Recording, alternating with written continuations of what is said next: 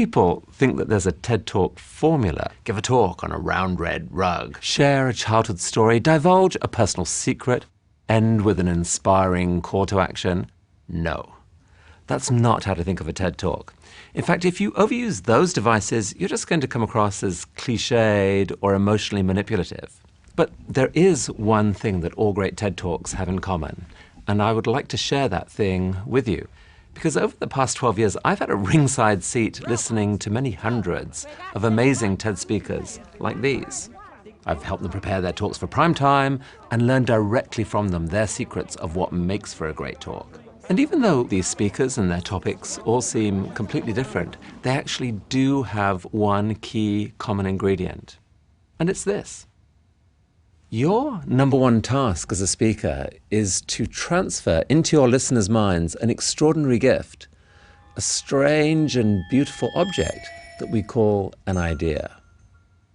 Let me show you what I mean. Here's Hayley. She is about to give a TED Talk, and frankly, she's terrified. Hayley Van Dyke.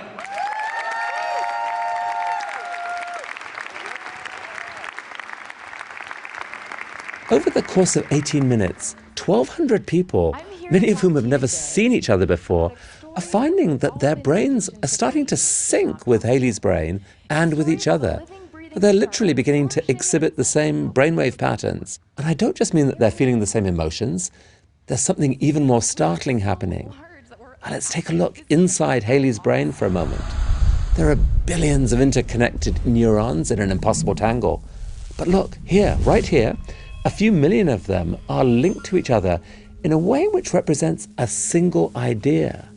And incredibly, this exact pattern is being recreated in real time inside the minds of everyone listening. That's right. In just a few minutes, a pattern involving millions of neurons is being teleported into 1,200 minds just by people listening to a voice and watching a face. But wait, what is an idea anyway?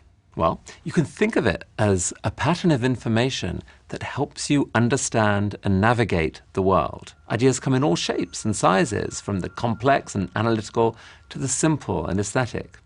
And here are just a few examples shared from the TED stage. Sir Ken Robinson, creativity is key to our kids' future. My contention is that creativity now is as important in education as literacy, and we should treat it with the same status. Elora Hardy, building from bamboo is beautiful. It is growing all around us. It's strong. It's elegant. It's earthquake resistant. Chimamanda Adichie, people are more than a single identity. The single story creates stereotypes.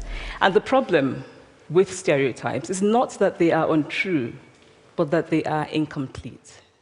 Your mind is teeming with ideas, and not just randomly. They're carefully linked together. Collectively, they form an amazingly complex structure that is your personal worldview. It's your brain's operating system. It's how you navigate the world.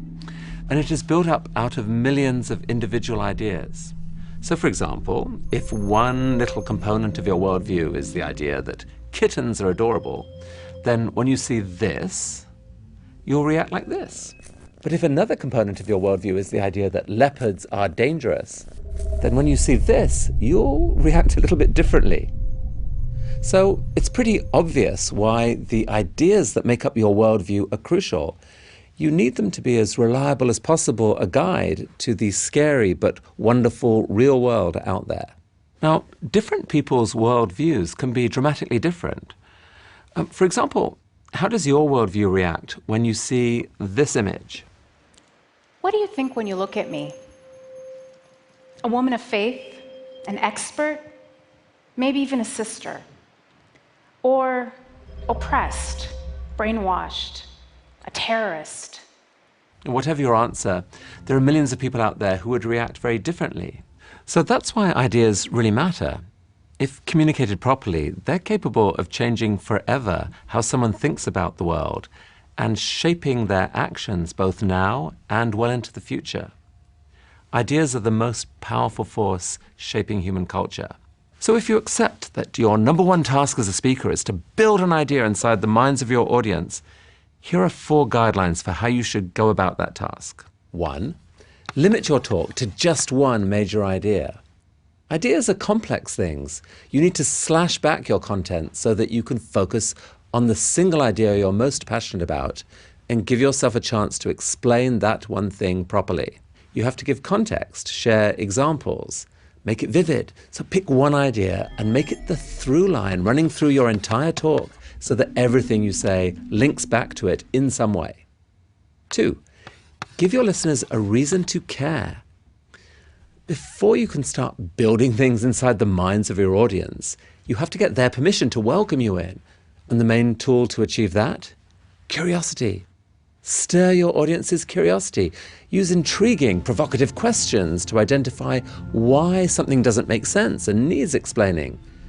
If you can reveal a disconnection in someone's worldview, they'll feel the need to bridge that knowledge gap. And once you've sparked that desire, it will be so much easier to start building your idea.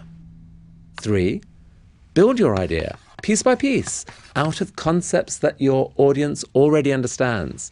You use the power of language to weave together concepts that already exist in your listeners' minds, but not your language, their language. You start where they are. But speakers often forget that many of the terms and concepts they live with are completely unfamiliar to their audiences. Now, metaphors can play a crucial role in showing how the pieces fit together because they reveal the desired shape of the pattern based on an idea that the listener already understands. For example, when Jennifer Kahn wanted to explain the incredible new biotechnology called CRISPR, she said, "It's as if for the first time you had a word processor to edit DNA. CRISPR allows you to cut and paste genetic information really easily."